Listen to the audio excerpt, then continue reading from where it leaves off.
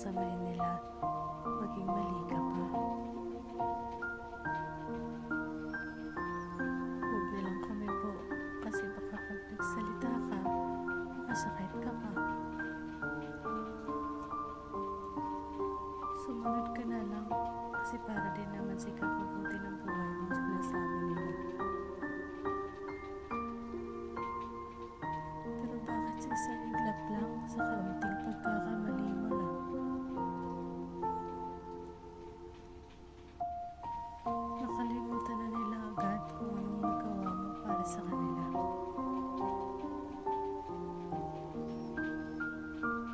Bakit?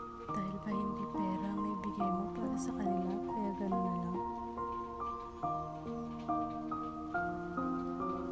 Ganun ka na lang maliitin, ganun ka na lang marahin at pagsalitaan ng masakit. Bakit?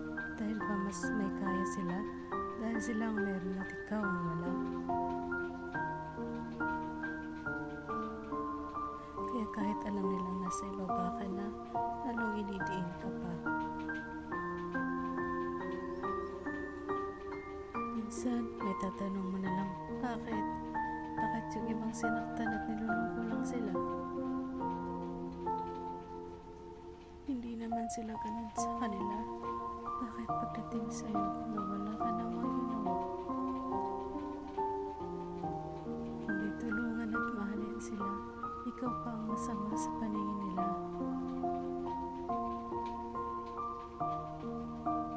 Kaya ngayon, kung pagod na silang tumulong dahil sa mga rason nila,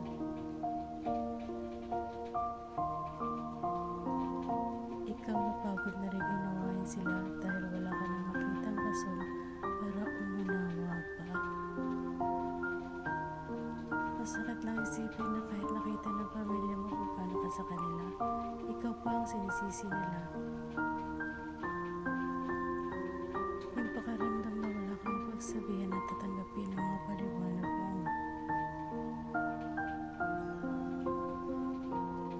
Kahit pa magpaliwanag ka, hindi ka nila inuunawa bagkus uutusan ka pang mas magpakumbaba pa. Walang gustong pumagitna. Halos lahat sila sisisihin ka pa. Kaya yung maisip mo na lang na paraan ay ang dumistansya.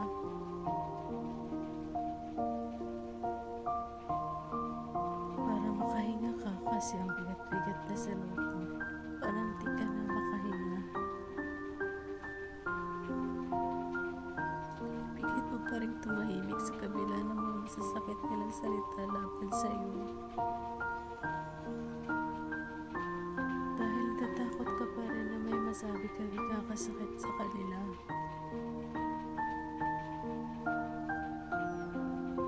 Kasi kahit ang sakit-sakit na, nandun pa rin yung kagustuhan mo na respetuhin sila. Kahit pa sinasabi nila na wala ka ng ugaling yun, ginawa mo pa rin. Okay lang dahil ang nasa taas lang nakakakita at nakakalam kung ano ka talaga. Di man nila nakita ang mga ginawa talaga mo, hayaan mo lang.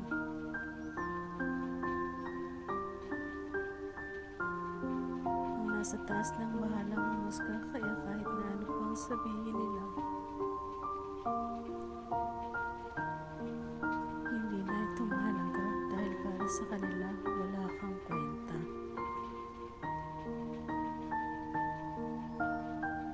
Dahil kung papatulan mo pa, wala ka nang pinagkaiba sa kanila.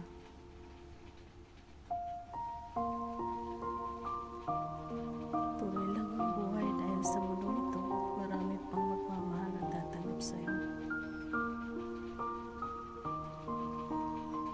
Na hindi maghahangad ng anumang kapalit sa huli na maibalik mo sa kanila.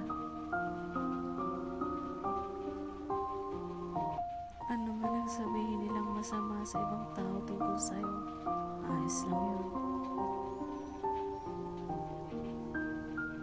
Dahil kung yung mga taong yun ay makikilala ka, sila na mismo makakapagsabing mali sila. mong sasayangin pagmamahal mo kung ayaw nila.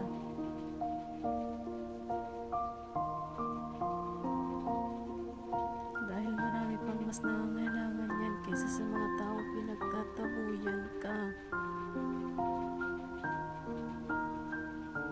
Gamitin man nilang kasangkapan ng pagsisima para masabi ng marami na mabubuti sila. Hindi bulag at manhid ang nasa taas para hindi makita ang tunay na kalooban nila.